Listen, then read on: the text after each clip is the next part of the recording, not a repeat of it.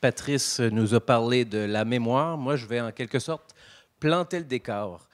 La conférence que je présente aujourd'hui aura pu s'appeler tout simplement l'État, le pouvoir exécutif, le Parlement, le pouvoir législatif de la province du Canada de 1841 à 1867, la période qu'on appelle l'Union. Mais ceux qui me connaissent savent que je trouvais ça très drôle d'appeler ça la séance l'Union, qu'est-ce que ça donne? Un petit clin d'œil à notre ami Yvon Deschamps.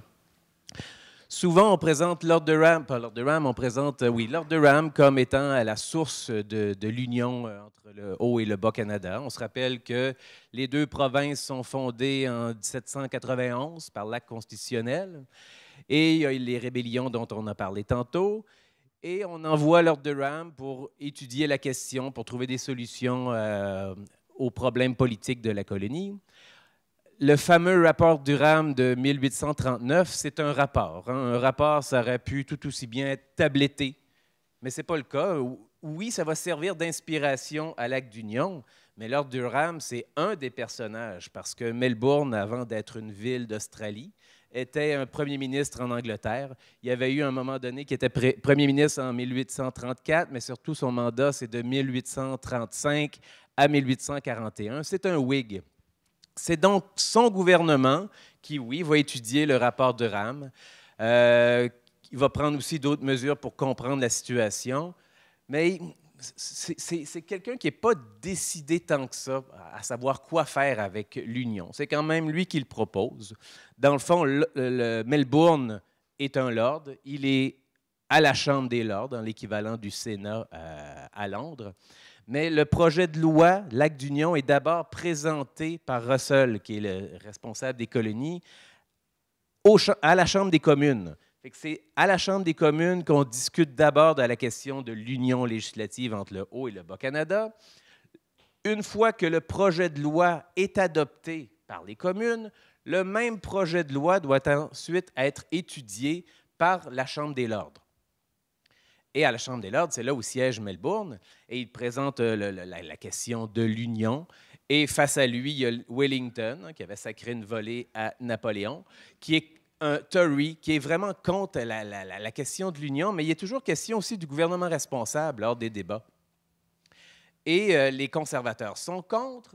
Les Whigs sont pour, mais. Fait que c'est pas clair, hein, leur position par rapport à la question du gouvernement responsable, mais toujours est-il que le projet de loi est adopté également par les lords et sanctionné par la reine Victoria. Autrement dit, on a le décor parlementaire à Londres, le Parlement de Westminster, qui est composé de la Chambre des lords, de la Chambre des communes et de la reine Victoria.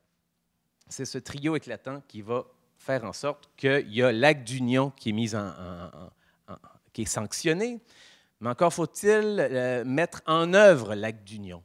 Je présente le premier ministre Melbourne, Peel, Russell, pour se rendre jusqu'à Elgin dont on a parlé tout à l'heure. Melbourne, c'est un rouge pâle, mais qui va nommer Sydenham, un gouverneur qui est un Whig radical, qui est un rouge vraiment foncé. Fait que c'est vraiment la question du patronage. Melbourne, son gouvernement tombe en 1941. Il est remplacé par Peel. Sydenham va mourir. Peel, qui est un bleu, va donc nommer un gouverneur bleu qui est bagotte, sauf qu'il va se tromper de couleur. C'est un Red Tory. Fait que c'est un bleu qui pense comme un rouge. Ensuite, il ne répétera pas la même erreur deux fois. Il va nommer un bleu foncé qui est Metcalfe. Lui aussi va mourir. Il n'y avait pas la santé solide. Il y a ensuite 4 cartes qui se foutent complètement de la politique. Peel qui perd ses élections. Russell, qui était le ministre des colonies qui avait présenté à la Chambre des communes l'acte d'union, va être premier ministre d'Angleterre. Là, il est encore plus libéral qu'il l'était autrefois, nomme Elgin comme gouverneur.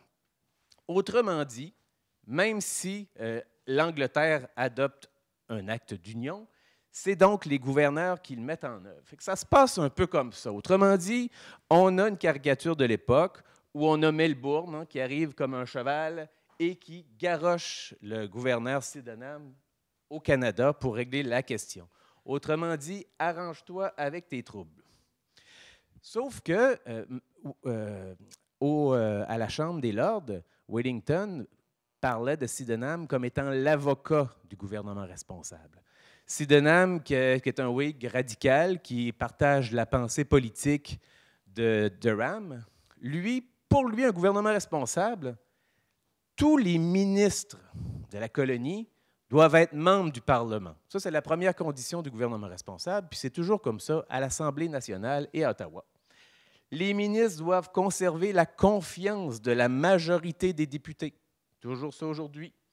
Et une troisième condition du gouvernement responsable, les ministres doivent jouir de la confiance du gouverneur. C'est toujours le cas, mais disons que le lieutenant-gouverneur et le gouverneur ne font pas trop état de cette troisième condition avec l'avancement de la pensée démocratique.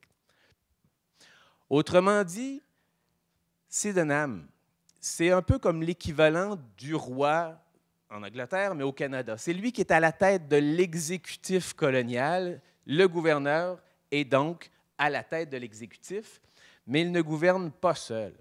C'est là le grand changement qui s'opère en 1841. Il y a véritablement des ministères, des ministres. C'est la première fois qu'il y a des ministres dans les colonies. On a un conseil exécutif formé de plusieurs ministères. 2 procureurs généraux, un pour le Haut-Canada, un pour le Bas-Canada, même si on les a fusionnés. 2 solliciteurs généraux qui appuient le procureur général dans son travail. Toujours un pour le Haut et le Bas-Canada. On a 2 systèmes légaux différents. Ici, dans l'Ontario, le Haut-Canada, c'est le common law, tandis qu'ici, on a les lois civiles françaises. 2 secrétaires de la province, un receveur général, bureau des travaux publics, terre de la couronne, inspecteur général. Ça, c'est le ministère. Les ministres qui sont mis en place en 1841, 1842, on va désigner, c'est-à-dire que le gouverneur désigne un chef de gouvernement, mais à l'époque, on va finir par appeler ça des co-premiers ministres. Il y a toujours, c'est un gouvernement bicéphale. Il y a toujours un chef de la majorité du Bas-Canada et un chef de la majorité du Haut-Canada qui doivent orchestrer ensemble les travaux de la Chambre. Le pouvoir exécutif et les ministères qui sont vraiment ancrés en 1841, bien, ils n'ont rien inventé. Si on va pour la période de l'Ancien Régime avant, l'Ancien Régime, 1764 pour la période britannique, jusqu'à l'Union. Ensuite, tantôt, on a parlé d'un État libéral moderne dans lequel on baigne toujours. Autrement dit, les fameux ministères dont je vous ai parlé tantôt, ils existaient déjà. Premièrement, l'idée d'un conseil exécutif. Un conseil exécutif, c'était simplement un organe qui servait à aviser le gouverneur pour l'aider à prendre une décision. Collectivement, les membres du conseil exécutif s'occupent d'un ministère, les terres de la couronne. Les départements, ce sont les ancêtres des ministères. Des petits départements qui relèvent du gouverneur de la colonie. C'est donc le gouverneur qui nomme l'inspecteur général des comptes publics, qui nomme le solliciteur général, et les principaux départements. Les principaux départements, eux, relèvent des ministres en Angleterre. Comme je disais, il n'y a pas de ministre ici, mais il faut bien avoir des ministres quelque part. Le département ici, avec le procureur général, secrétaire et registraire, c'est par voie de patronage des gens qui sont nommés par le ministre des colonies en Angleterre. Un autre département important, le receveur général, la question de l'argent, ce ministère-là relève du ministre du Trésorier en Angleterre. Et le département des postes relève du ministère des Postes en Angleterre. Si vous avez à voyager dans le temps puis on vous offre un poste, choisissez les postes. C'est vraiment là, c'est très, très payant. Au point même, si on fait une mesure de comparaison, un gouverneur a un salaire d'à peu près 1000 livres par année et le responsable des postes peut avoir à peu près de 7 à 9 000 livres par année. C'est vraiment là, la manne, vraiment. Bref, tout ça pour dire que les ministères existaient, mais à la tête de ces départements-là, ce n'étaient pas des ministres, c'était des fonctionnaires nommés à vie. Des gens qui étaient choisis soit en Angleterre, soit dans la colonie, mais c'était des fonctionnaires nommés à vie, à la tête de ce qui va devenir les ministères. On revient en 1841 avec la création des ministères, avec l'idée de séparation souple des pouvoirs qui suit la question du gouvernement responsable. Ça veut dire que désormais, si je suis ministre, je suis donc un conseiller exécutif, sauf que j'ai un portefeuille. Dans l'Ancien Régime, j'étais conseiller exécutif, je n'avais pas de portefeuille, sauf celui collectif des terres de la couronne. Mais maintenant, comme aujourd'hui, si je suis ministre, j'ai un portefeuille. Je suis donc conseiller exécutif et procureur général, conseiller exécutif et secrétaire de la province. Mais il y a une condition. Tous les membres du conseil exécutif, tous les ministres doivent également être membres de la législature, soit comme député, soit comme conseiller législatif nommé par la couronne. C'est ce qu'on appelle la séparation souple des pouvoirs parce que, encore aujourd'hui, le premier ministre du Québec siège à l'Assemblée nationale comme député. Le décor qui est planté dès 1841, toujours, on a donc une chambre d'assemblée, une assemblée législative qui, au départ, est composée de 84 députés. 42 au Bas-Canada, 42 au Canada. En 1853, il va y avoir une réforme électorale où on va augmenter le nombre de députés à 130, 65 dans chaque province. On a aussi un conseil législatif, l'équivalent du Sénat, l'équivalent de la Chambre des Lords.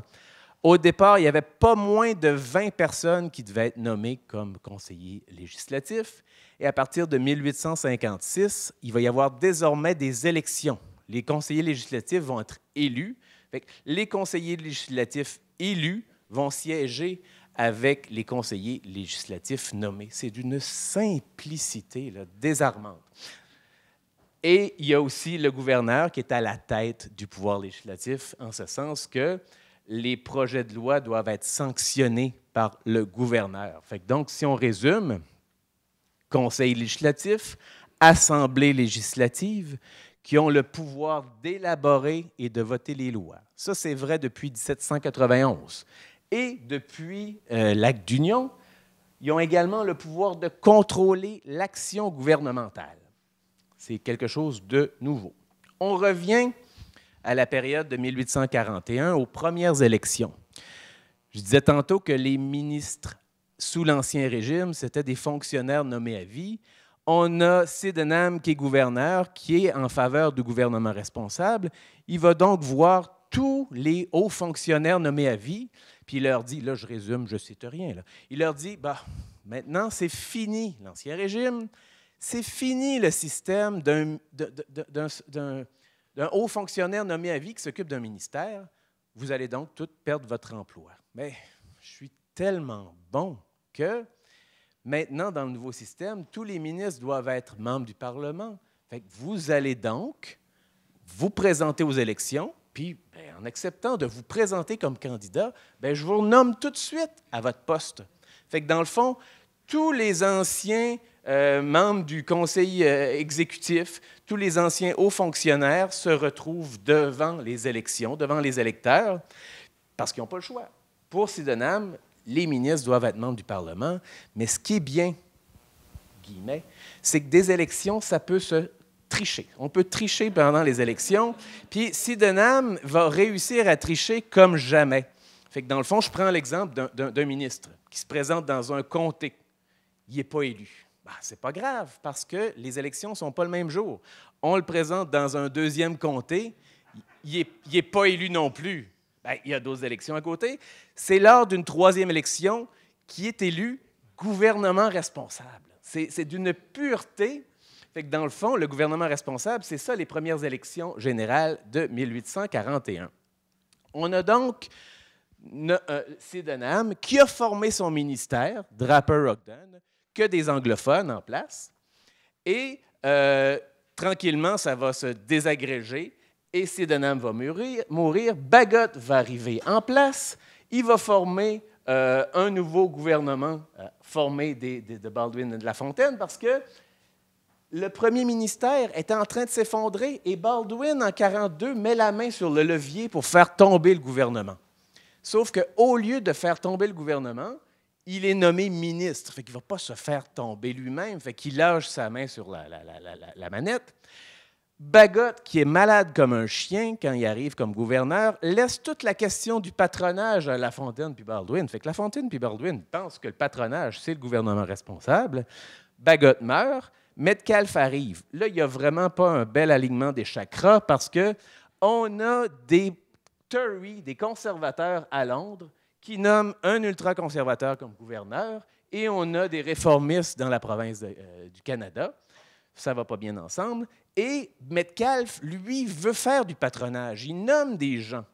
Donc, Baldwin et Lafontaine démissionnent sur la question du patronage en disant « on veut le gouvernement responsable ». Mais c'est ça, fait que c'est la question du patronage en 1842 qui cause problème. Fait que la majorité va démissionner. Pendant 10 mois, bien là, on déménage la capitale de Kingston à Montréal. Pendant 10 mois, on essaye de former un gouvernement. Puis une fois qu'on réussit à former un gouvernement, on s'en va en élection. Mais c'est un gouvernement majoritaire conservateur qui est élu. Fait que dans le fond, Papineau, pas Papineau, mais Baldwin puis Lafontaine ont beau crier au gouvernement responsable, ils ne font pas de motion de non-confiance, ils sont minoritaires. Fait qu'ils auraient perdu. On a donc un brassement du gouvernement, Draper-Vigée, Papineau, le frère de Louis-Joseph, et Sherwood, retenez ce nom, qui vont gouverner. Et ensuite, va arriver, dans le fond, on dit toujours que le gouvernement responsable, il n'y a plus lieu d'être, mais ce n'est pas vrai parce que comment on mesure la confiance? La confiance se mesure sur le vote, sur l'adresse en réponse au discours du trône. C'est les mesures du gouvernement. C'est le premier vote qui est en chambre. Fait que si la majorité parlementaire vote en faveur du discours, il est donc en faveur des mesures. Le vote sur le budget, si tu n'as pas d'argent, tu ne fais pas grand-chose. Et un vote de non-confiance, le mot le dit. Autrement dit, dès 1941, il y a 4 résolutions sur la question de la confiance en Chambre, et la majorité des députés et tous les ministres sont en faveur de la question « si je n'ai pas la confiance de la Chambre, je démissionne ». Puis, il reste 7 conservateurs qui, eux, sont tout à fait contre le gouvernement responsable, dont Sherwood. Sauf que Sherwood, une fois qu'il est au gouvernement, bien, il trouve que c'est une bonne idée, finalement, le gouvernement responsable. Dans l'Acte d'Union, on va mettre un article, l'article 57, qui donne tous les revenus de la couronne à la Chambre d'Assemblée. Donc, quand le gouvernement a besoin d'argent, il est obligé de cogner à la porte du Parlement. Qu'est-ce qui arrive en 1948? On a des nouvelles élections. Sherwood, il perd ses élections, mais à l'époque, ce n'est pas une élection qui décide si oui ou non on conserve le pouvoir. La seule façon de perdre le pouvoir, c'est perdre la confiance de la Chambre. Il arrive donc minoritaire devant la Chambre. Il perd le premier vote, celui de l'élection du président. Puis ensuite, il y a une motion de non-confiance qui est greffée dans le discours du trône. Et, bien justement, il perd la confiance. Donc, 1848, c'est l'expression d'un vote de non-confiance. On va l'associer plus tard à la question du gouvernement responsable, mais c'est l'expression d'un gouvernement responsable. On se rappelle qu'en 1942, Baldwin avait mis la main sur la manette pour le faire tomber. Il l'avait lâché. En 1948, on lâche. C'est comme si on disait bien, le réveil matin n'existe pas tant aussi longtemps qu'il sonne. Mais non, un réveil matin qui ne sonne pas est un réveil matin pareil. C'est donc ce qui met la fin à ma présentation. Je vous remercie beaucoup.